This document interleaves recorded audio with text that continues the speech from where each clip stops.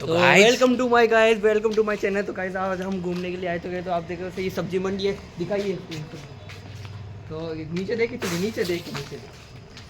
ये जो आप झुंड देख रहे हैं यहाँ का बहुत खतरनाक झुंड है, यहाँ से निकलना बहुत मुश्किल है। तो आप आराम से चलिए। देखो लाइट भी नहीं है और सामने कुत्ते भी है गाइस, कुत्ते हैं तो साइलेंटली। ओके लेट्स गो, चलते हैं। तो सामने देखो अंकल जी आ रहे हैं, लेकिन उन्होंने अपनी ये उठा दी जो भी है, क्या बोलते हैं इसको, 4 पहियों वाली। और ये 2 कुत्ते हैं, समझ रहे हैं। ठीक है, देख सकते हो।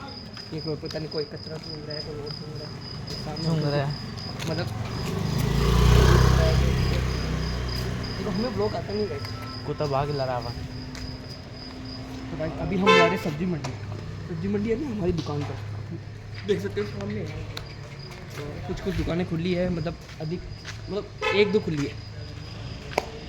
तो इंट्रोड्यूस माय स्वीट लोडू, बोलो बोलो, अरे बोल।